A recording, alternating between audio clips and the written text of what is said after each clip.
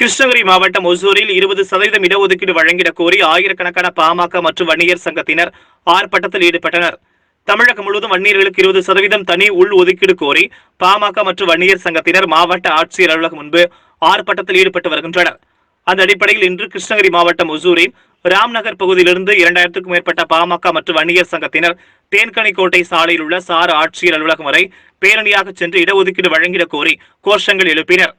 மாவட்ட செயலர் கோவிந்தராஜ் தலைமையில் நடந்த இந்த ஆர்ப்பாட்டத்தில் ஏராளமான பாமகவினர் கலந்து கொண்டார்கள். கர்நாடகா எல்லையான ஓசூர் பகுதியில் தமிழ்நாட்டில்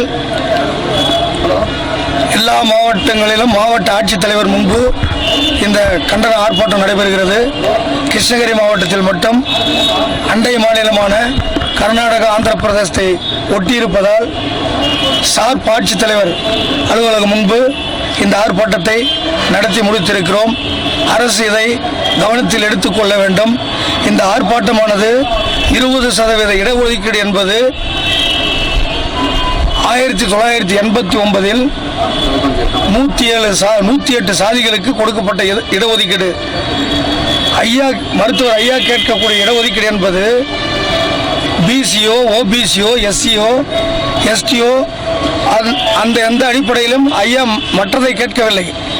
20% இடஒதுக்கீடு உள்ஒதுக்கீடில் தான் வன்னியர்களுக்கு தனி இடஒதுக்கீடு நாங்கள் கேட்கிறோமே தவிர மற்ற சமுதாயத்தில் இந்த இடஒதுக்கீட்டை நாங்கள் கேட்கவில்லை. எங்களுக்காக கொடுக்கப்பட்ட 20% இடஒதுக்கீட்டில் தான் உள்ஒதுக்கீடு கேட்கிறோம். இது நிறைய பேருக்கு தெரிய மாட்டேங்குது. ஏன்னா இவங்க மொத்தமாக இடஒதுக்கீடு கேட்கறாங்கன்ற மாதிரி நினைக்கிறாங்க மக்கள். இது நிச்சயமாக எங்களுக்காக ஒதுக்கப்பட்ட 1989 ஒதுக்கப்பட்ட உள்ஒதுக்கீடில் தான் வன்னியர்களுக்கான தனி இடஒதுக்கீடு. இன்னைக்கு ஏறத்தாழ தமிழகத்தில் 8.5 கோடி மக்கள் தொகை ஆகிவிட்டது. எங்கள் சமுதாயம் 3 கோடி மக்கள் தொகைக்கு மேல் இருக்கிறார்கள். மற்ற சமுதாயத்திற்கு தனி இடஒதுக்கீடு இருக்குது. அதே போல் மருத்துவர் ஐயா சொல்வது சமூக நீதி அடிப்படையில் தான் கேட்கிறார். எல்லா சாதிக்கு எண்ணிக்கையின் அடிப்படையில் எல்லா சமுதாயத்திற்கும் தமிழ்நாட்டில் வாழ்கின்ற அத்தனை சமூக மக்களுக்கும் சமூக நீதி அடிப்படையில் இடஒதுக்கீடு கொடுங்கள் என்றுதான் அரசுக்கு ஐயா வலியுறுத்துவதை தவிர வேற இந்த இடஒதுக்கீட்டில் வேற எந்த உள்நோக்கமும் மருத்துவர் ஐயாவுக்கோ சென்னையாவுக்கோ பாட்டாளி மக்கள் கட்சிக்கோ வன்னியர் சங்கத்துக்கே கிடையாது. இதுதான் எங்கள் கோரிக்கை. 6ஆம் கட்ட போராட்டம் இது முடிவுக்கு வரும் என்று நாங்கள் நம்புகிறோம்.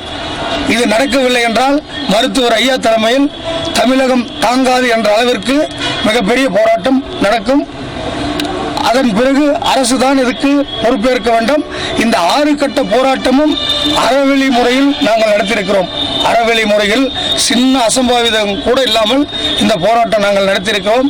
இப்பொழுது ஓசூரில் கூட பார்த்தீர்கள் நீங்க, சின்ன காவல்துறைக்கோ மற்ற பொதுமக்களுக்கோ சின்ன அச்சம் இல்லாமல் இந்த ஆர்ப்பாட்டத்தை சிறப்பாக நடத்தி முடித்திருக்கிறோம். நன்றி.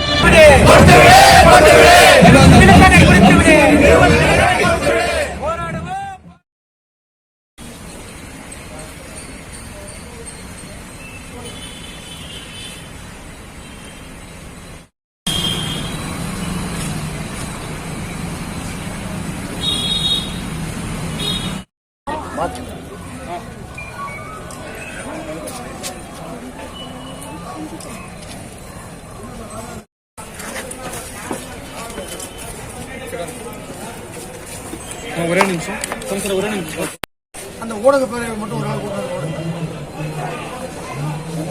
Okay sir, thank you. இந்த மாதிரி வெள்ளிக்கிழமை வந்து அது அரசு சொல்லியிருப்பாங்க. என்ன